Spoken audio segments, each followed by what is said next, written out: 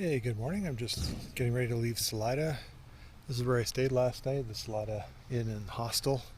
It's good. Price is right, really inexpensive, nice and clean, and yeah, I'd recommend it if you're trying to stay on a budget going through the Thru-Rider or the GDMBR.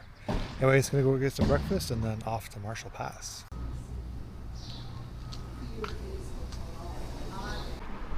I wonder if those buzzers are sending me a message.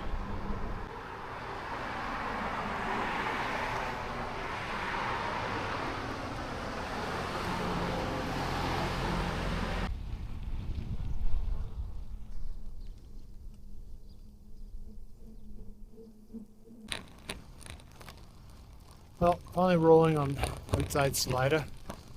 Had a nice little breakfast at the Brown Dog Cafe, and had a burrito and some breakfast pie because nothing wrong with having breakfast pie. Anyways, yesterday was a short day. I think it was 35 kilometers. Reason for it was the day before, around 5 o'clock, I got caught in a thunder, rain, hailstorm up near a mountain pass, and I had to take shelter or get low anyways because of lightning. So I just, well, the other thing was I had to stop because the peanut butter mud started immediately. So I immediately stopped and thought about putting up my tent, but the wind was really high and I'd risk having part of it blow away. So I just kind of hunkered down with my rain gear on. Thankfully I kept my helmet on because the hail was pinging off my helmet. And anyways, after the rain stopped and I checked the weather forecast again, it was supposed to start raining again a couple hours later. So I knew the road wouldn't dry up. It wouldn't be passable that night. So I set up my tent, made some food, and I set up the tent in a cow pasture, by the way. So just me, the cows, and some gophers. I'm not sure if it was public lands or private lands. I didn't really care because nobody was going to be able to drive down that road. Morning. Nobody was going to be able to drive down that road with peanut butter mud, so I just set up, made sure I left no trace when I left in the morning.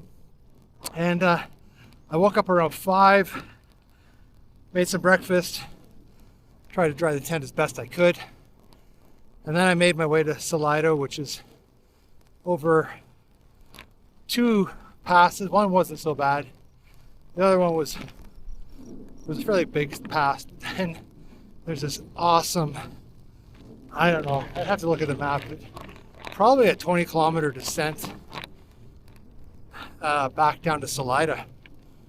So which got me there around 10 o'clock in the morning, and I just decided, after checking the forecast and seeing that there was more thunderstorms around Marshall Pass for the afternoon, that I would just stay the day and night in Salida. So that's what I did, and I had a really nice night.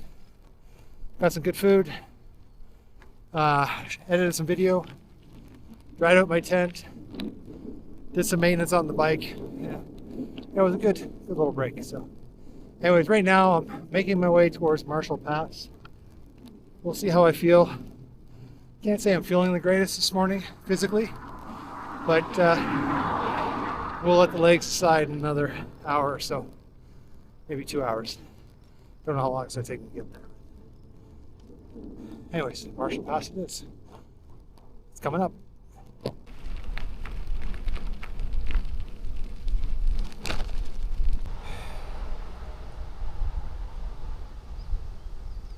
Well, I've been running for about 2 hours inside Salida, and my body has come to the conclusion that I'm done. I'm struggling too much with this altitude. It's just not getting any better. It's even hard to control my asthma now. So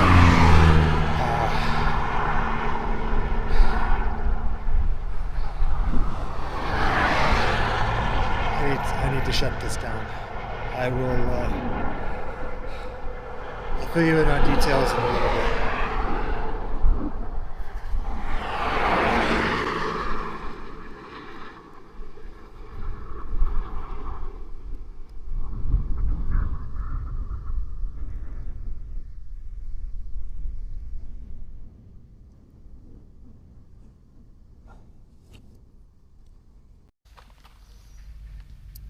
Hello, I'm back in Salida, and it seems appropriate because the translation from Spanish to English of Salida is exit. And unfortunately, this is where I'm going to exit my Tour Divide attempt. Yesterday, when I left here, I had every intentions of going over Marshall Pass and then reevaluating where I was at. But before you get to Marshall Pass, you go for a slightly lower pass called, I think it's called Poncho Pass. It's an 11-mile climb. Anyways, when I started up there, I was about three miles up, and I all the symptoms that I've been experiencing all came back. And in my videos, you know, I think I come across as being positive and so on, but what you don't realize is that physically I've felt miserable for weeks. Knowing what I should be capable of versus what my body's allowing me to do has been a very frustrating thing to deal with. I've tried to push through, but you know, it comes a point when your body just says, nope, you've done enough. That's enough. And my mind is all, you know, I'm there too. I've tried to use willpower to kind of push through it, but at this point, the body has just said, no, there's something else going on. You need to take care of yourself. So tomorrow I'll be flying home.